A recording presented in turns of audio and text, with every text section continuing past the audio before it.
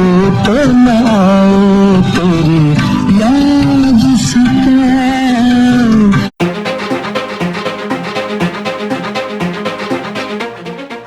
क्या कोई एक गाना इतना असरदार हो सकता है कि उसे सुनकर देश के सबसे बड़े और मजबूत नेता भी बच्चों की तरह फूट फूट कर रो पड़े?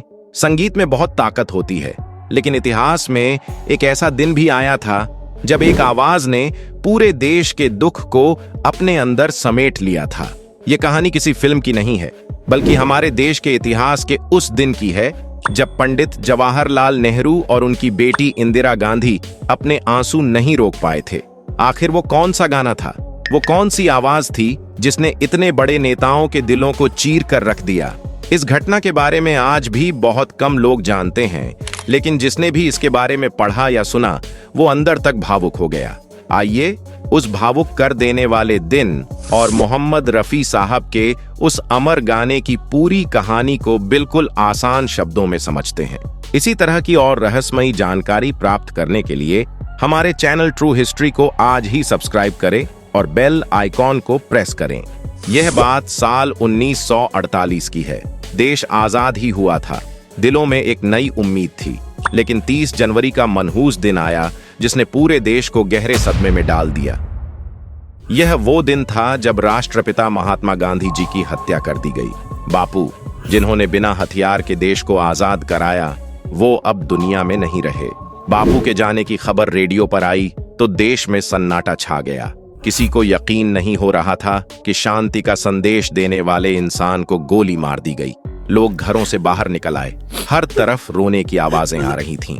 ऐसा लग रहा था जैसे देश से किसी ने उसकी आत्मा छीन ली हो। पंडित जवाहरलाल नेहरू, जो बापू को पिता मानते थे, पूरी तरह टूट चुके थे। उन्होंने रेडियो पर रोते हुए कहा था कि हमारे जीवन से रोशनी चली गई है और हर तरफ अंधेरा है। यह ऐसा दुख था जिसे शब्दों में बताना मुमकिन नहीं था। इस मुश्किल वक्त में देश को एक ऐसी आवाज की जरूरत थी जो उनका दर्द बांट सके। जब पूरा देश गम में डूबा था, तब संगीत से जुड़े लोग भी इस भारी दुख से अछूते नहीं थे। मशहूर गीतकार राजेंद्र कृष्ण जी गहरे सदमे में थे। बापू की मौत ने उन्हें हिला दिया था। उन्होंने महसूस किया कि इस दुख को, बापू के बलिदान को एक गाने के रूप में पिरोना बहुत जरूरी है, ताकि आने वाली पीढ़ियां इसे याद रखें। राजेंद्र कृष्ण जी ने एक ही रात में अपने दिल का दर्द कागज पर उतार दिया। उन्होंने एक ऐसा गाना लिखा जो बापू की पूरी जिंदगी का आईना था। गाने के बोल थे, सुनो सुनो ऐ दुनिया वालों, बापू की ये अमर कहानी। गाना लिख दिया गया, लेकिन चुनौती यह थी कि धुन कौन बनाएगा। इसके लिए मशहूर संगीतकार हुस्नलाल और भगत राम की जोड़ी को चुना गया। दोनों भाइयों ने जब लिखे हुए शब्दों को पढ़ा तो उनकी आंखें नम हो गईं। उन्होंने तय किया कि संगीत बहुत सादा लेकिन असरदार होना चाहिए। उन्होंने ऐसे संगीत का इस्तेमाल किया जो सीधे दिल पर जाकर लगता था। धुन रातों रात तैयार कर ली गई। गाना और धुन तैयार हो गई थी, लेकिन बड़ा सवाल था कि इस कहानी को आवाज कौन देगा। यह कोई आम गाना नहीं था। इसके लिए एक ऐसी आवाज की जरूरत थी जिसमें बहुत दर्द हो, रूहानी सुकून हो और जो करोड़ों दिलों को सीधे छू सके। उस समय सिर्फ एक ही नाम सामने आया। वो नाम था संगीत के जादूगर मोहम्मद रफी साहब का। रफी साहब युवा थे, लेकिन उनकी आवाज का जादू दुनिया में किसी और के पास नहीं था। जब रफी साहब को गाने के बारे में बताया गया तो वो बहुत भावुक हो गए। रफी साहब खुद बापू की बहुत इज्जत करते थे। उन्होंने कहा कि यह गाना उनके लिए इबादत से कम नहीं है। रफी साहब ने रिहर्सल शुरू की। रिकॉर्डिंग स्टूडियो का माहौल बिल्कुल बदला हुआ था। सब बहुत शांत और उदास थे। जब रफी साहब ने माइक के सामने गाना शुरू किया तो उनकी आंखों से आंसू बह रहे थे। उन्होंने अपना पूरा दिल गाने में डाल दिया। उनकी आवाज में बनावटी दर्द नहीं था, बल्कि वो एक सच्चे हिंदुस्तानी का दर्द था जिसने बापू को खो दिया था। जब यह गाना रिकॉर्ड होकर बाहर आया तो जिसने भी सुना वो आंसू नहीं रोक पाया। यह गाना तेजी से पूरे देश में फैलने लगा। सुनो सुनो ऐ दुनिया वालों, बापू की ये अमर कहानी। रेडियो पर जब भी यह बजता तो लोग काम छोड़कर रो पड़ते। इस गाने की चर्चा दिल्ली के बड़े नेताओं तक पहुंच गई। कुछ दिनों बाद देश के पहले प्रधानमंत्री पंडित जवाहरलाल नेहरू के घर पर एक खास शोक सभा रखी गई। इस सभा में कई बड़े नेता शामिल हुए थे। माहौल बहुत भारी और उदास था। हर कोई बापू को याद कर रहा था। उसी दिन मोहम्मद रफी साहब को एक खास बुलावा आया। उन्हें पंडित नेहरू के घर पर आकर वही गाना लाइव सबके सामने गाने के लिए बुलाया गया था। रफी साहब के लिए यह बहुत बड़ी बात थी। वो काफी नर्वस थे क्योंकि उन्हें प्रधानमंत्री और बड़े नेताओं के सामने गाना था। जब रफी साहब वहां पहुंचे तो देखा कि बिल्कुल सन्नाटा है। पंडित नेहरू सामने बैठे हुए थे और उनके साथ उनकी बेटी इंदिरा गांधी भी बैठी थीं।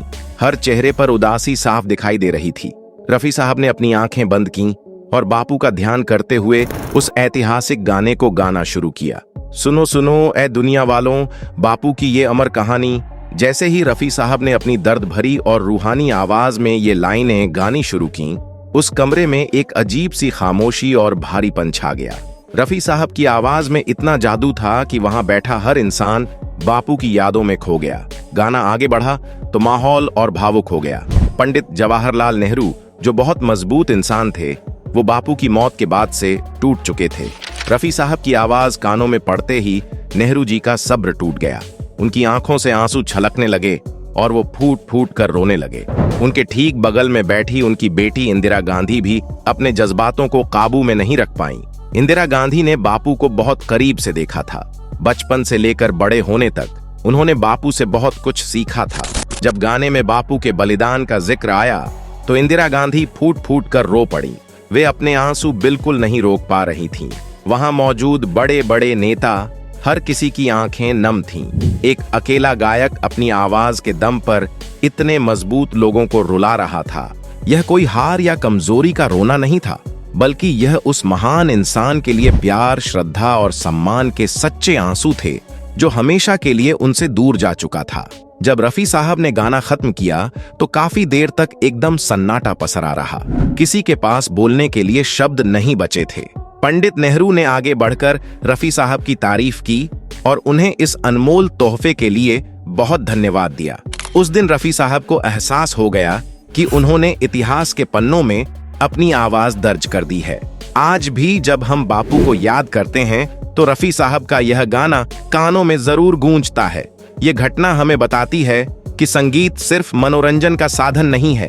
अगर गाना सच्चे दिल से गाया जाए तो वह सीधे इंसान की रूह में उतर जाता है और बड़ी से बड़ी शख्सियत की आंखों में आंसू ला सकता है।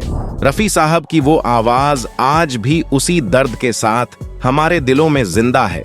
यह सिर्फ एक गाना नहीं, बल्कि देश के उस महान नेता को दी गई सबसे सच्ची श्रद्धांजलि है, जिसे सुनकर आज भी लोगों की आंखें नम हो जाती हैं और बापू की याद ताजा हो जाती है।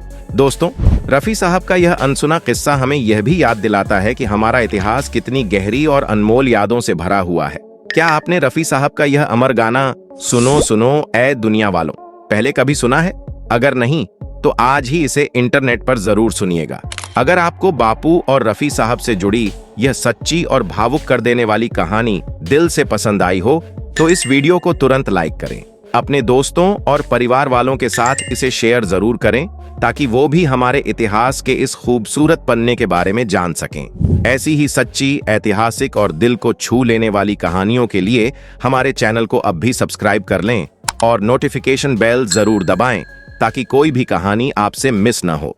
अपना ख्याल रखें और हमेशा सच के रास्ते पर चलें। जय हिंद।